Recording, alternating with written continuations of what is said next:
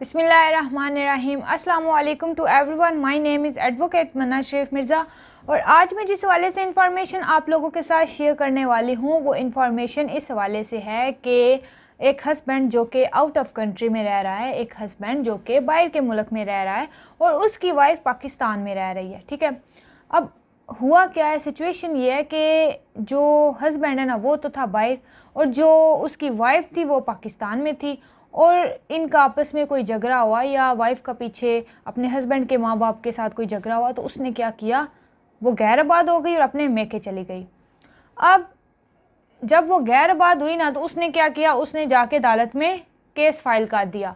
अब उसने जब केस फाइल किया तो उसने हुला डेफिनेटली डिमांड किया होगा, नंबर 2 उसने हर्चे का केस किया होगा, नंबर 3 उसने सामान जहेज़ का केस किया होगा। तो इस तरह के उसने केसेस कर दिए हस्बैंड के ऊपर। फिर क्या हुआ, दावा जो है वो डिग्री हो गया।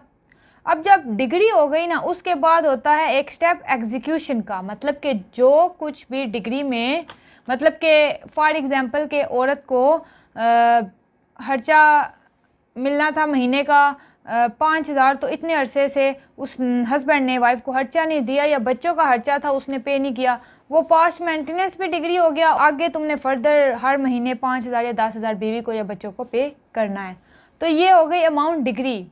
उसके अलावा सामान जहेज डिग्री हो गया, इस तरह का कोई भी सिनेरियो है। अब जब डिग्री हुआ ना तो उसके बाद गए एग्जीक्यूशन में। एग्जीक्यूशन में जब गए मतलब कि उस पे अमल दरामद करवाया जाना। एग्जीक्यूशन का मतलब कि जो कुछ भी डिग्री में जो कि डिग्री होल्डर है जिसकी फेवर में, जिसके हक में फ़ैसला हुआ है, अब उसकी एग्जीक्यूशन करवानी, अमल दरामद करवा के जो कुछ उसके हक में हुआ है वो उसको मिले। मतलब कि इतनी अमाउंट हस्बैंड ने पे करनी है तो एग्जीक्यूशन में क्या होगा, अमल दरामद होगा, फिर वो अमाउंट लेकर औरत को दी जाएगी। अब जब एग्जीक्यूशन में गए तो हस्बैंड को फिर भी नहीं पता।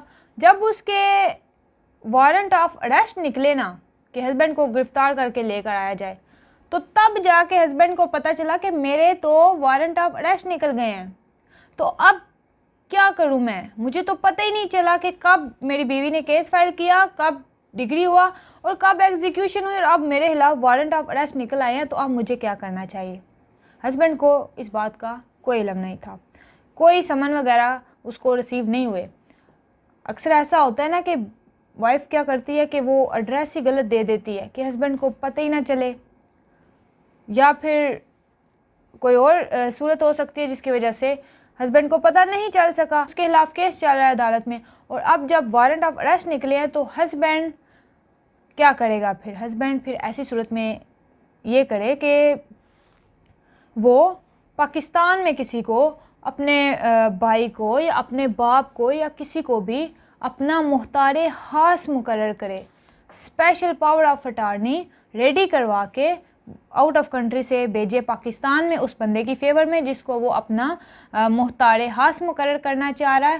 तो फिर वो जो बंदा होगा ना पाकिस्तान में, वो फिर उसके बिहाफ पे केस को कॉन्टेस्ट करेगा। अब किस तरह कॉन्टेस्ट करना है, मतलब कि अब डिग्री तो पास हो गई है ना, तो हस्बैंड क्या करेगा, पावर ऑफ अटॉर्नी भेजेगा पाकिस्तान में किसी अपने दोस्त कह लें या किसी भी रिश्तेदार की फेवर में, या कोई भी बंदा हो सकता है, ठीक है, उसकी फेवर में स्पेशल पावर ऑफ अटॉर्नी भेजेगा।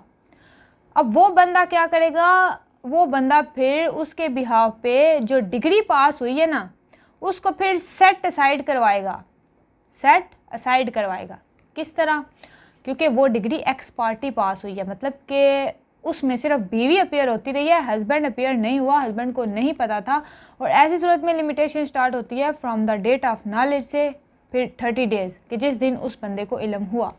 अब फिर उसके बिहाव पे, हस्बैंड के बिहाव पे वो बंदा जिसकी फेवर में आपने पावर ऑफ अटॉर्नी भेजी बाहर के मुल्क से, वो केस को कॉन्टेस्ट करेगा।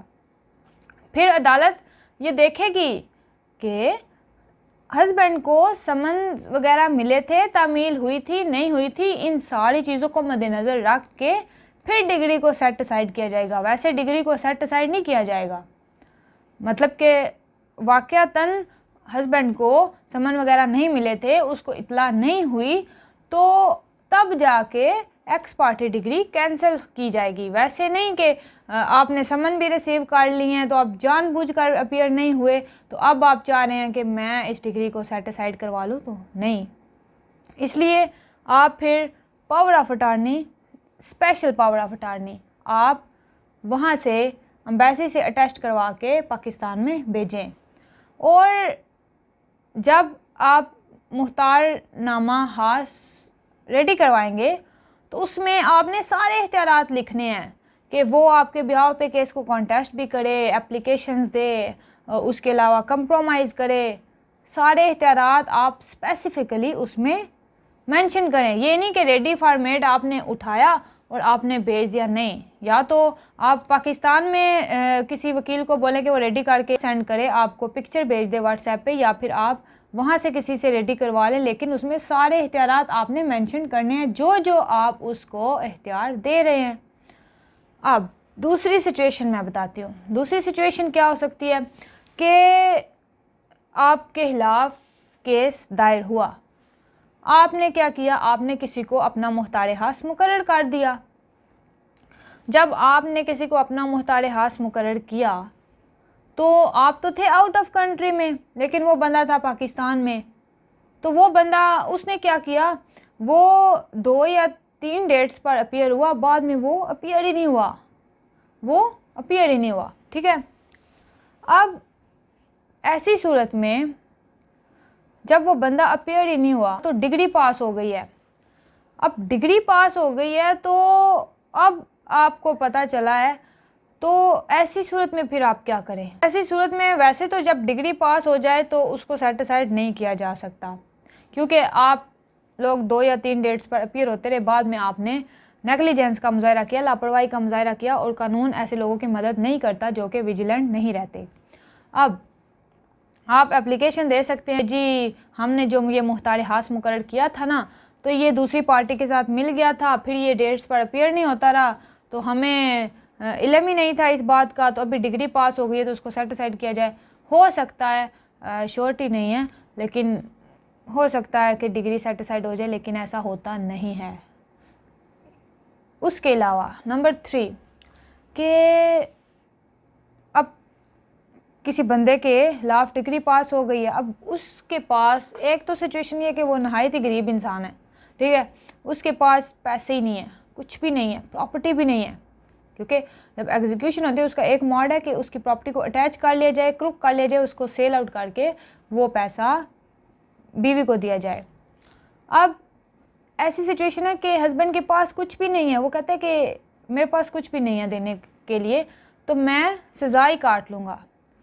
और ऐसी सूरत में फिर हस्बैंड को क्या होगी, पनिशमेंट होगी, सज़ा होगी। लेकिन इसमें एक और क्वेश्चन है कि अगर हस्बैंड को सज़ा होगी, 1 साल की फॉर एग्जांपल के हस्बैंड को सज़ा हुई है, तो अब जब वो सज़ा काट लेगा तो क्या उसके ऊपर जो लाइबिलिटी थी जो कि हस्बैंड ने पे करनी थी अमाउंट वाइफ को, वो ख़त्म हो जाएगी। मतलब कि फिर तो सही हो गया ना कि जानबूझ के आपके खिलाफ कोई 5 या 6 लाख डिग्री हो गया, तो आप कहें कि मैं 1 साल की सज़ा काट लेता हूँ लेकिन इसे मैं 1 रुपया भी नहीं दूंगा, तो सज़ा काटने के बाद आपके ऊपर से लाइबिलिटीज़, आपकी ज़िम्मेदारी ख़त्म हो जाएगी, आपको पैसे नहीं पे करना होंगे। तो नहीं, इसका आंसर है कि आपको पे फिर भी करना पड़ेंगे, क्योंकि डिग्री कायम है, आपने वो अमाउंट उसे पे करनी है। आप बाद में कोई प्रॉपर्टी खरीदेंगे तो आपकी वो प्रॉपर्टी अटैच हो जाएगी, क्योंकि आपने वो पैसे पे करने हैं।